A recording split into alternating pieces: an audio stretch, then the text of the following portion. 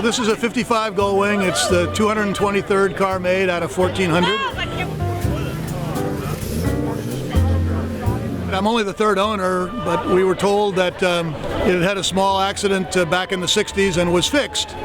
We discovered that fixing didn't mean straightening all the frame tubes quite. Some had kinks. So we decided to do a full restoration, nuts, nut and bolt, everything.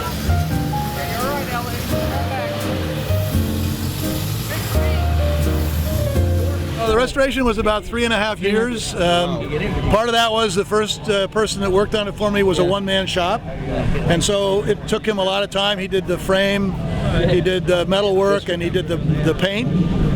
Then Paul Russell's folks are much faster. He has a much bigger organization.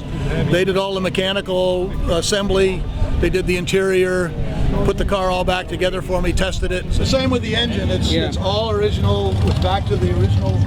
All the original specs, all the original components. You look at all these little clamps here. These are a style clamp that was replaced by a different style clamp later in the evolution of the car. But we went exactly to the right clamp for the day that the car was made when we restored it. So it's exactly to the day that it rolled off the assembly line. It could have looked like this. So I have a car that I can count on. It's dead accurate and starts when it's supposed to start. We can go to Ford sports car clothes if you want to pick up on the Jeep, but Tommaso Mangusta and excellence in class. The original exterior color was the same, DB50 white, but the interior was blue leatherette with blue vinyl. You know, we did the interior with this beautiful red plaid, and it just really connects to the white exterior and this sort of creamy white.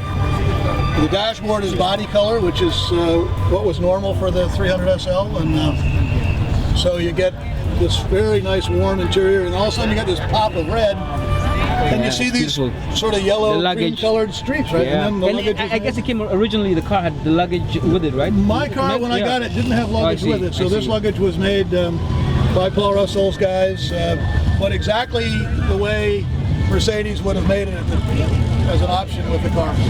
One thing that was very, very lucky was that from the original owner, we got the original brochure that he was handed, and here's the instruction manual. And so someone typed up for him all the information in American English, and then things like tire pressure, but even wrote down, call Jimmy Dooley, 405 East 76th Street, New York, at Hoffman Service if you have any questions. And so this all came with the car, and it sort of feels exciting to know that, you know, it was sold by this company, Cornet International, in Harrods Creek, Kentucky. That's where the car was sold originally. And so this car has been, I mean, this manual has been with the car the whole time. Amazing. It's rare that you get this. All the original stuff for the radio, all the service book, everything's here. Amazing, the commitment that previous owners had to this car. Great commitment to it. I mean, I guess when they first bought it, they realized they had an instant classic. Yes, I think so. Yeah. And now, obviously, I'm very careful with this. I don't loan it to anybody. I don't let anybody else touch it. But it's important. It's part of the car and what it means.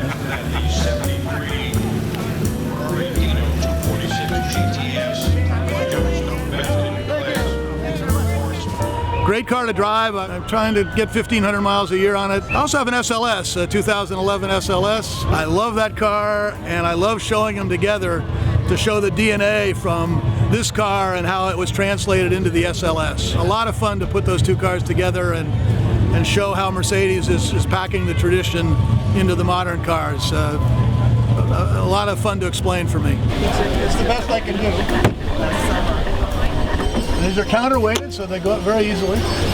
So the way you get out is the opposite. You take the wheel down, you reach over, you kiss your wife, you put one leg out, you grab right here, and you just pop out.